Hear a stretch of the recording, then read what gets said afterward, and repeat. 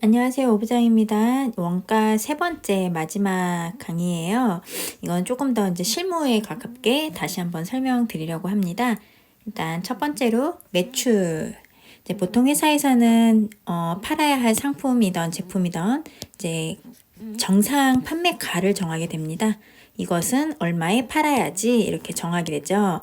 그리고 그 팔 것에 대한 원가. 이거는 그게 뭐 상품이라고 하면 사온 가격일 거고 제품이라고 하면은 만든 가격이겠죠. 그래서 그 원가와 순 매출을 대비했을 때 원가율이 몇 프로 정도 되는지 이것을 이제 확인을 하게 되죠. 제품별로 원가 산정 시에 활용을 하게 됩니다. 그래서 개당 판매가가 어느 정도인지 기준을 잡게 되는 거죠. 주로 원가 분석 기준 매출로 활용을 하게 되는 것입니다. 예, 보면은 이 원가 같은 경우에도 우리가 재료가 들어갈 거고 노무가 들어갈 거고 그에 필요한 각종 경비들이 들어가겠죠. 요거를 다 해서 총 얼마가 들었다. 총 금액을 생산했던 개수로 나눠서 개당 원가가 얼마다 이렇게 정하게 되는 거예요. 그럼 개당 원가와 이제 개당 판매가로서 원가율을 정하게 되죠. 그래서 예를 들어 빵집 같은 경우에는 뭐 원가율이 10%짜리도 있고 뭐 20%짜리도 있고 25%짜리도 있겠죠. 그래서 고객들이 좋아하는 거는 뭐 이것저것 많이 들어있는 25%짜리일 수도 있고요. 근데 우리 입장에서는 10%짜리를 팔면 좋겠죠. 그래서 구성을 잘 해야 돼요. 팔았을 때 더 우리 회사 입장에 효율된 구성들도 넣고, 그래도 또 고객들이 좋아하는 또 호응이 좋은 구성들도 넣어줘야 되겠죠. 그래서 서로 전체적으로 이제 수익률이 좋게끔 만들어내는 거. 일단은 정산 판매가의 활용은 기준이다. 그다음에 실질적으로는 할인가 판매. 우리가 할인을 많이 하게 되잖아요. 이게 이제 회계와 일치가 되는 매출인 거예요. 그래서 실제 매출도 브랜드 실질적인 원가 산정 시에도 활용을 합니다.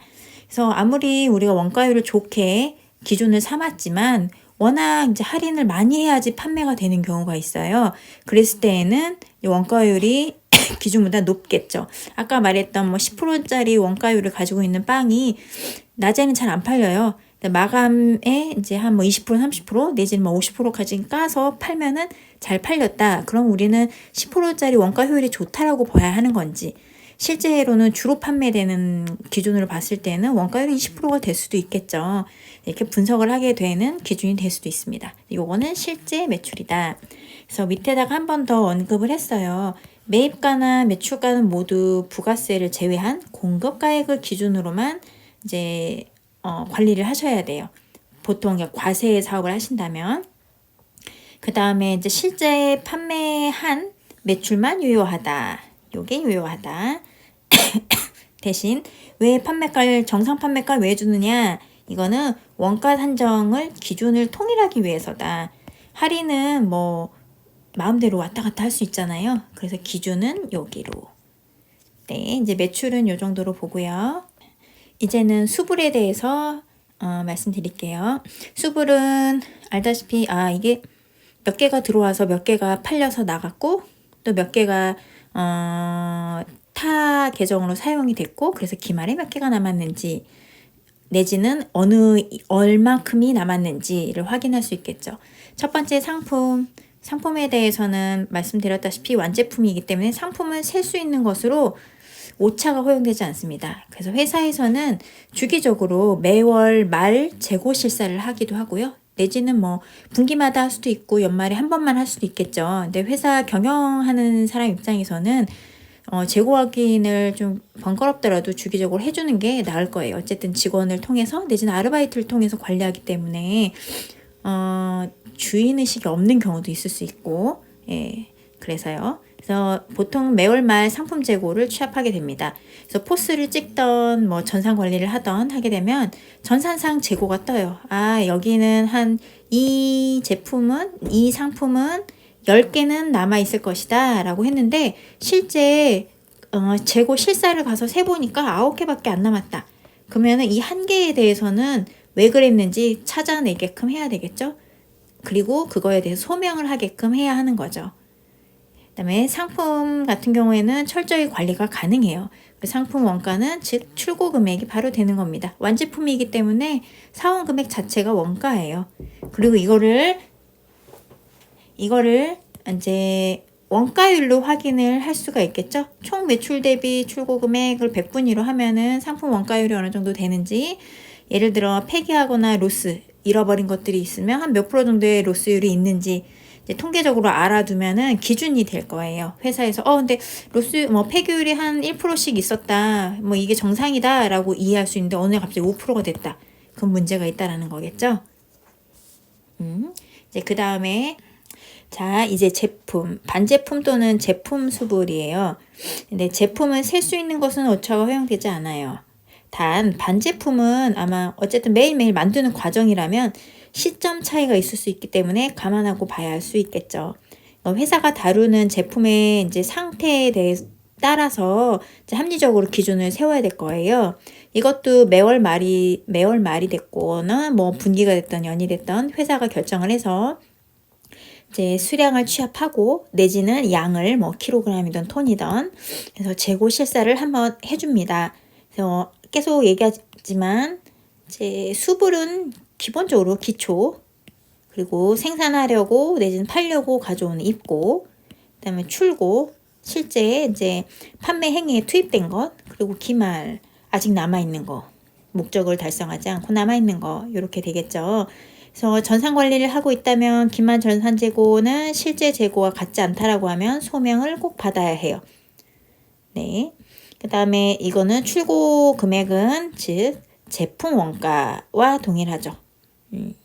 제품 원가라는 것은 아까 말했다시피 이 한 제품을 만들기 위해 들어가는 원재료, 노무비, 경비, 요것들이 다 합쳐져서 나누기 몇 개 내지는 몇 그램 이렇게 해서 합리적으로 기준을 봐야 되겠죠.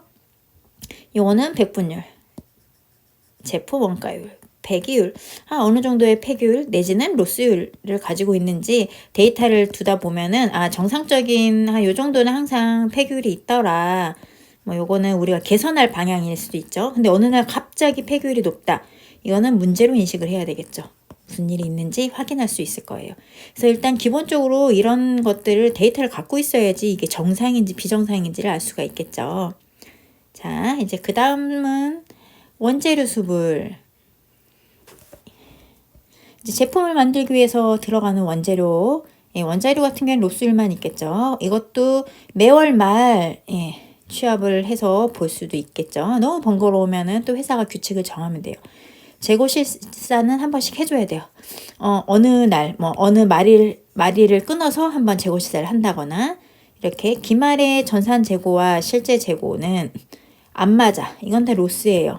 그래서 경상적인 로스, 사실 원재료 같은 경우에는 셀 수도 없고, 원재료의 형태에 따라서 다양하기 때문에 투입률에 대해서 어느 정도가 투입된다고 봐야 하는지를 투입률을 좀 정해놔야 돼요. 이게 경상적으로 요 정도는 투입률에 항상 경상적인 로스가 있더라. 그럼 이거는 그냥 실제적으로 털리는 원가로 반영을 해야 돼요. 예를 들어서 또 빵을 만든다고 생각해보면 빵 하나를 만들 때 밀가루가 한 10개의 밀가루가 들어간다고 치면 한 10의 밀가루가 들어갈 때쯤이면 밑에 또 밀가루도 깔아놓고 또 써야 되잖아요. 또 자연히 없어지는 것들도 있으니까 여기다가 경상 로스율을 반영을 해요. 한 1.1% 정도? 0.1% 정도는 경상으로 봐서 11% 이렇게 그냥 레시피에 아예 그냥 11kg 이렇게 반영을 해버릴 수 있어요.